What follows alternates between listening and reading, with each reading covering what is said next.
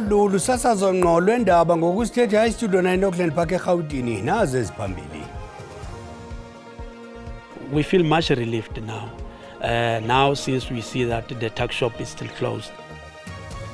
Uluntu lwaseRadcliffe Extension eThabanchu lulindele iziphumo zoqhaqho lomzimba wenkwenkwane eminyaka izibhozo ebhubhe ngosuku leChristmas emva kokutya isnacks ezithengwe kwispaza shop. Ngivele umlilo ntisezilalini ndakhaleza ndabuya namhlanje ekuseni. Sifike singenayo neyokuqala into, asinazo nempahla and iyona nto indilahlekeleyo mna. Ngomatshini endisebenze ngabona bandityisayo. Abadlali bendawo yamatyotyombe iJ section ekhaya Mnandi eStellenbosch bamaxhaphetshu becoca intsalela emva komlilo tshise kwangqongqa amatyotyombe angaphe kwama-20 ngosuku olwandulela inyibidya.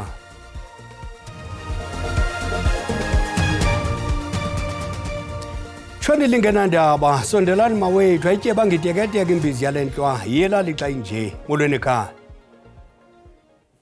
Abadlali bendawo yamatyotyombe iJ section ekhaya Mnandi eStellenbosch bamaxhaphetshu becoca intsalela emva komlilo otshisa amatyotyombe angaphe kwama-20 ngosuku olwandulela inyibidya.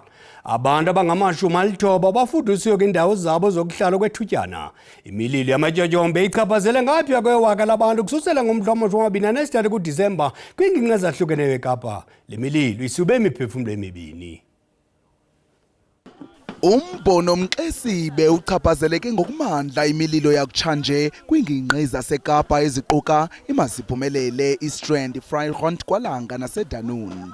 Eqoqosha oko sekuthe kwashiyeka ekhayeni lakhe kwimo yentlalo yakhe ethwaxekileyo unokuphumla qwaka wasekhaya Mnandi kumthungi kodwa ubuxhakaxhaka bomatshini bakhe butshe bangqungqa nezinye izinto zakhe. Usapho lakwaQwaka belusempuma koloni ngexesha bekusitsha ze bafika ngoLwesine sekuzalise uthuthu lwezinto zabo. Ndivele umlilo ntisezilalini ndakhaleza ndabuya namhlanje ekuseni. Sifike singenayo neyokuqala into, asinazo nempahla and iyona nto indilahlekeleyo mna. Ngomatshini endisebenze ngabona bandityisayo. Ke kambe kukholelwa ukuba lo mlilo ubangelwe ngumntu oye washiya umlilo webrayi ungahoyekanga. Ndiyacela ke kubethunana kubahlali masincedeni sikhuselaneni ngoba xa sibasa umlilo awukwazi ushiya umlilo uwodwa ubheke kwenye indawo. Ngoba siyayazi kwindawo esihlala kuzo ematyotyombeni umlilo uyakhawuleza unwenwa.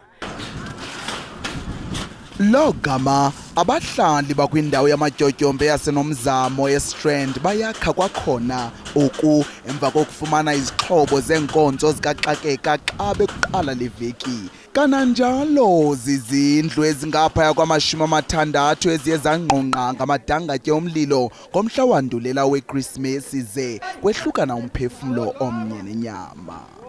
Since bekutshile apha eVarhabheki silufumene uncedo ebantwini abaninzi. Safumana nematerial from abantu bako-informal settlement, sahamba saya estadium, sazithatha, inkqubo yona ihambe kakuhle kakhulu. Ukanti ke abahlali bathi bayabulela ngenkxaso nangezipho abazifumeneyo kodwa bazityandekila ngelithi basekwimeko emaxongo nanjengoko beswela iqhoshe elingenamtunja ukuze bagxothe ikati eziko. Zinkomo ezingama-26 ezifunyenwa kugqogqo lwemfuyo ebiyiweyo ebelikhokelwa ngumkomishinala obambeleyo wamapolisa eMpumalanga uNjengele Zef Mkhwanazi eVeren eMpumalanga.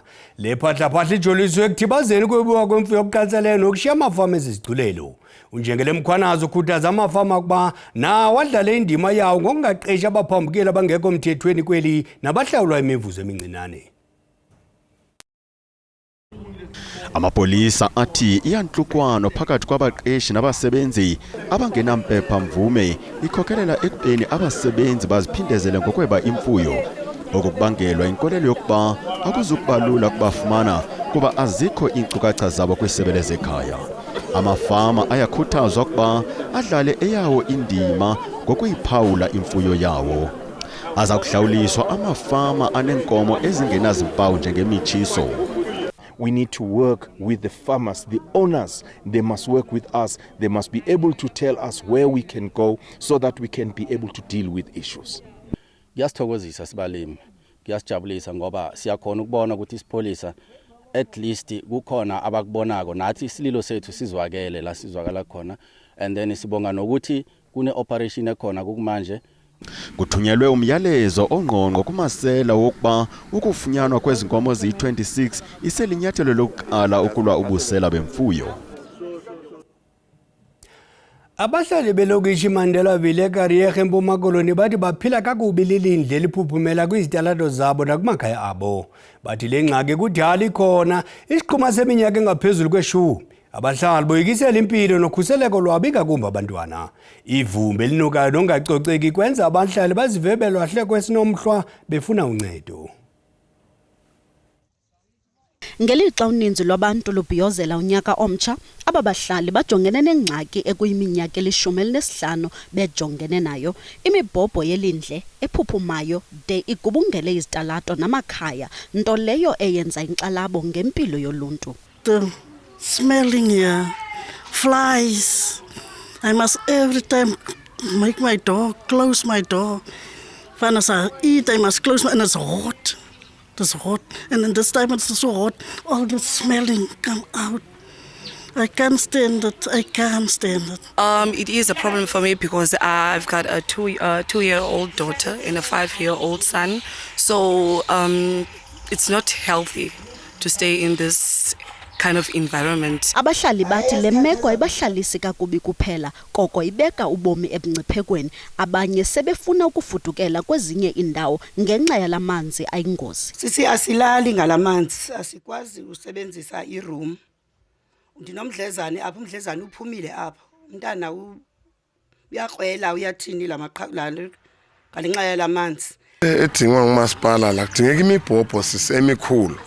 Umasipala uMbaxa wase Nelson Mandela Bay uthi lo mba sewudluliselwe phambili kwaye uza kuthunyelwa igqiza lophando. Team has been deployed to go and investigate the matter so that we can resolve it as soon as possible. Abahlali bathi abasakwazi ukulinda bememelela isombululo ngokukhawuleza. Kukho ucwangco phakathi koluntu lwaseRadlow extension ethi abantu logama lulindele iziphumo zoqhaqho lomzimba wenkwenkwane eminyaka 8 ebhubhe ngosuku leKrismesi. Kutshola ngelithi uNkosinathi Mudise ubhubhe emva kokuba yena nezalwane zakhe ezintathu betya amashwamshwam abawathenga espaza shop. Bonke bamkelwe esibhedlele bekhala ngokuba buhlungu kwesisu. Luqhelekile emphefumulweni usapho lwexhoba. Logama lulindele iziphumo zoqhaqho lomzimba walenkwenkwana eyamkelwe kwisibhedlele iMoroka ngecawe. Unina uchuba inhlungu abaphansi kwayo.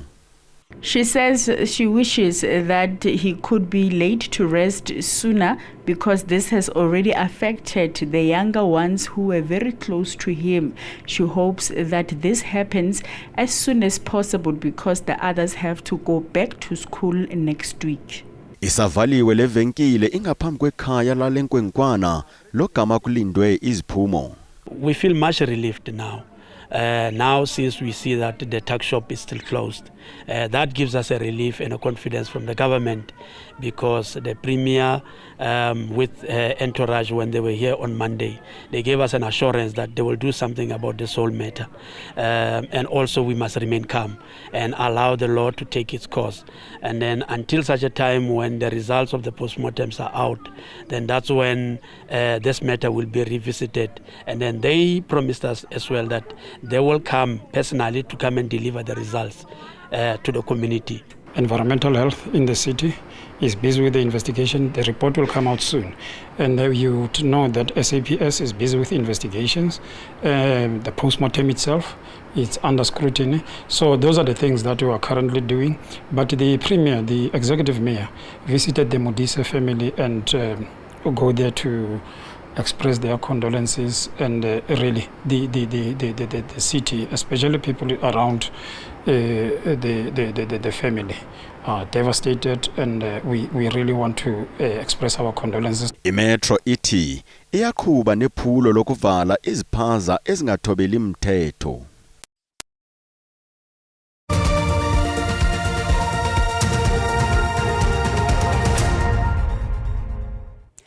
Sinamkela kwakhona kwindaba zeljele yakwazi ukubukela kwakhona ezinabo kwijelo le-YouTube uthi SABC indaba zesiXhosa. Ukanti xa ubukele sicela ucofe ulike ze uba ukamcofa usubscribe sibongoza wenze njalo xa sihlabela mgama.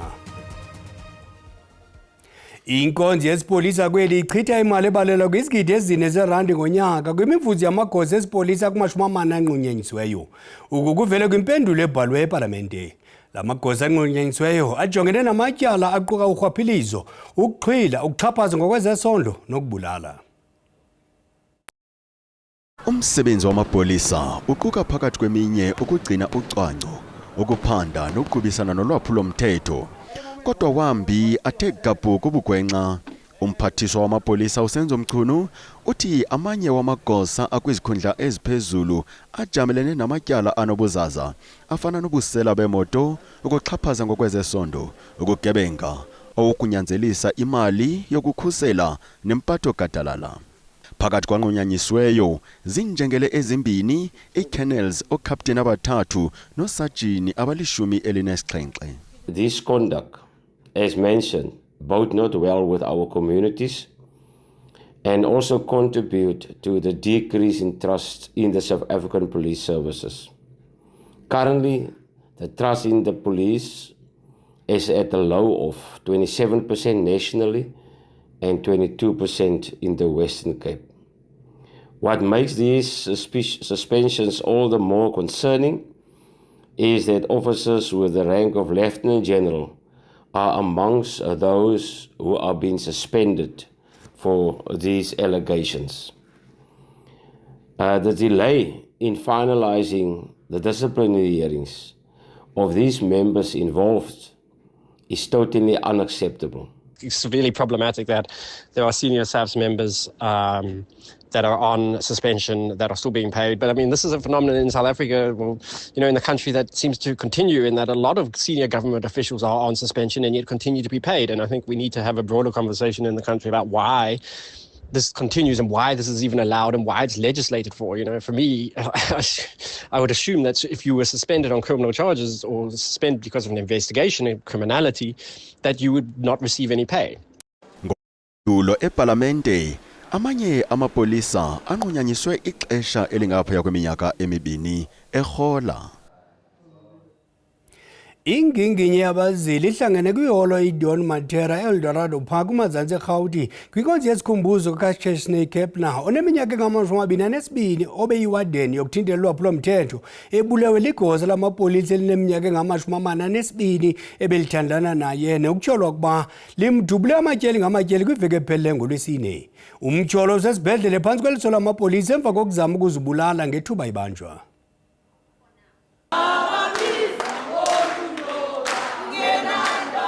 Iholo iDon Mateman eEldorado Park kumazantsi eGauteng beligcwele limi ngembambo oxabomfi uluntu izihlobo nezalamane namagosa karhulumente abebezimase inkonzo yesikhumbuzo basothukile kukusweleka kabuhlungu kukaChesney Kepler. I'm still finding it hard to believe that you're no longer with us. Your passing has left a huge void in our lives, and I'll always remember your kindness, your bright smile. Out of all of us, she was always one of those friends that will tell us how much she loves us. Usapho olusenhlungwini luthi abakufunayo nje kuphela kukubona umenzi wobubi engapha kwezitshixo. We want justice, because this is not the first time that Eldorado Park as a community has faced this type of issue where the people that's supposed to protect us are hurting us. So obviously the outcome we would love to see as the family as well as the community's justice for Shanae. Uluntu luphefumle nalo ngesisiganeko. There's a fundamental crisis when it comes to gender-based violence in our community and our surrounding communities at large. But we also want to call on young people to address gender-based violence, because I believe as young people we have the power to bring what in change in Eldorado Park. Ibambela nkulu baphathiswa yaseGauteng uLebogang Mayile uthi lenhlungu sisikhumbuzo esirhabaxa sokuba ubundlobongela obusekelwe kwisini lidabi eligqubayo eMzantsi Afrika. In this instance, we would like men in their large numbers to come out, and that's why we said we will not just want to talk about it, we'll also join the court on Monday to mobilize men in their numbers to come out and say there must be no bail for this perpetrator. Imbali ngobomi bukaKepler obunqunyulwe babufutshane iza kusongwa ngokusesikweni kwakweli holo ngomgqibelo. Uza kubekwa kwikhaya lokugqibela kumangcwaba aseKlipspruit West. Iinkonzo zikaxakeka zaseRhawutini zithi nangona bekukho imvula ezinkulu kweentsuku zimbalwa ezidlulileyo akho ziphazamisi ezibikiweyo. Kubongozwe abantu abahlala kufuphi nendawo ezinemigxobhozo ukuba baqaphele kwaye ukuba kuvele ingxaki bakhawuleze ukuthinta icandelo leenkonzo zikaxakeka. Ukusemva kokuba iziko lemozulu likhuphe isilumkiso ngemvula emandla nendudumo eRhawutini nakwiziphaluka zephondo iMpuma Koloni nasemntla Ntshona kwaye kulindeleke ukuba le mozulu iqhube nakule mpelaveki siya kuyo. Iinkonzo zikaxakeka zithe qwa emva kwemvula enkulu eRhawutini naseTshwane. Monitoring, we are on high alert. There aren't many incidents that have been reported to the emergency services, but we are on high alert. The City of Johannesburg Emergency Management Services has not responded to any major calls regarding the continuous rain. We do, however, urge motorists out there to drive very carefully and follow a safe distance. Those that are living in low-lying areas, we are in contact with the South African Weather Services, and we would send alerts in case of any flooding that is expected within the city of Joburg. We do, however, urge parents to be vigilant. This is the time where kids are playing on the roads and they're likely to be falling into stormwater drainage systems. Please do take care of kids out there. Kwindawo ezifana ne-Easter Fabrike eMamelodi apho bekukho izikhukhula akukho zingxaki ezichaziweyo. Now it's not, there's no such, but then since well it's been happened, now we are okay, but then we need your help. Kodwa abahlali bahleli besexhaleni nanjengoko imvula siqhubekeka. If the rain is raining, I can't sleep. I can't sleep at all. Iinkonzo zikaxakeka zibongoza abo bahlala kufutshane nendawo ezifana nale abanokuchatshazelwa zezi zikhukhula ukuba baqaphele ngakumbi. They mustn't cross low-lying rivers or bridges where the river may be flooded, and we also encourage them to, use municipal swimming pools where available instead of going to the rivers. Iinkonzo zikaxakeka zaseRhawutini azichazanga ziganeko zitheni kwaye kubongozwa abahlali kunye nabaqhubi ukuba balumke kakhulu ezindleleni ngelixa imozulu enemvula isaqhubekeka. Abahlali baseGqeberha bavakalise inkxalabo kwezempilo malunga nemeko ezococeko engakhuselekanga kulwandle iSt George's. Ukanti abahlali bakhalazela ukuba inkqubo yezempilo eklinika isafumaneki kolunxwebe ngexesha lemibhiyozo, nto leyo yenza kube nzima ukufumana uncedo lwezempilo. Abanye kwabahlali bakhethe ungayi lwandle nanjengoko besithi akukhuselekanga. St George's lukwimeko emaxongo nalapho kukho iziseko ezidala kuquka nezibane ezingasebenziyo. Abahlali abasakwazi ukufumana ngokupheleleyo iinkonzo zolulwandle kuquka nequla lokuqubha lale ndawo. Okokuqala i-swimming pool zethu azisebenzi, amanzi and ke ngoku le-infrastructure nendlela eyiyo nendlela zivaliwe asikwazi, and ke mntasekhaya andifuna ukuxoka because ayingeyiyo le ndlela suppose ba iyo qala. Abahlali bakwanayo nenkxalabo ngempilo yabo nanjengoko bengabonakali abezempilo ngamaxesha eziyunguma. As young people, as young women here, we are no longer safe.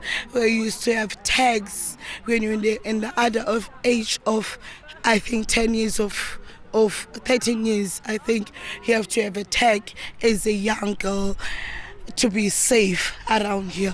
But now what is happening here, we're getting robberies, we're getting everything, we're getting our child like missing, our siblings are missing. Umasipala uye wachaza izicwangciso zokuhlaziya iziseko zolulwandle. Zikhona izicwangciso esezenziweyo sikwisigaba zokugqibela zokuqinisekisa into yobana iyalungiswa malunga toilets ezingasebenziyo, izindlu zangasese.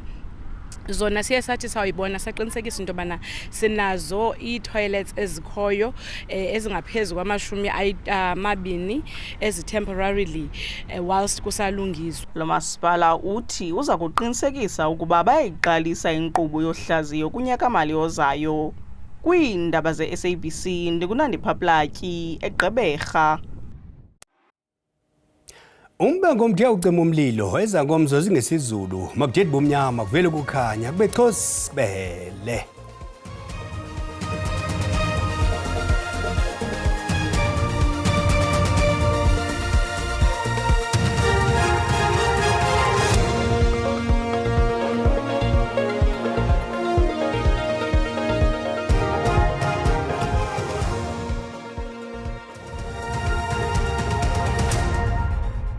Makhumalo yakubulisa mbukeli kulonyaka omtsha molo ke naluqikelelo lwemozulu nolumi kanje athanda amahle kakhulu amathuba emvula mbukeli kumimandla esempuma njengoko sibona kaloku la 60% wamathuba emvula futhi ke napha empuma koloni sabantu aba zilindelekile kaloku imvula kodwa ke kumimandla esentshona lithe rholele ngamafuku indawo ziphakamileyo akho kwamvula ezilindelekileyo ngomso ke mbukeli sabantu basaqatha ubhobhoyi kwindawo zikumzantsi intshona welizwe kodwa ke zibe khona ezantshizana ezithe qa kwindawo eziphakamileyo futhi ke mahle kakhulu amathuba emvula phaya koLimpopo ukwehlela eGauteng ngokunjalo naphaya eNorthwest kuquka ke naphaya kwindawo ezikwimpuma yasempuma koloni qhubeka embukeli ngononophelo kuba kaloku ukhweza sibhaxu zenkungu ezilindelekileyo phaya empuma koloni konyukela KwaZulu-Natal kuyaqhina phaya ePulukwane kanti embukeli uyabongozwa into bakaloku uqaphele ezandudumo ezimandla ezilindelekileyo phaya eGauteng ePulukwane kwehlela empumalanga ngokunjalo napha kwengxenye yakwaZulu-Natal ngomso ke embukeli kulindeleke imozulu efudumeleyo nenomoya nokudala ukunwenwa kwemililo yamadlelo kumimandla esentshona futhi ke kusalindeleke indudumo ezimandla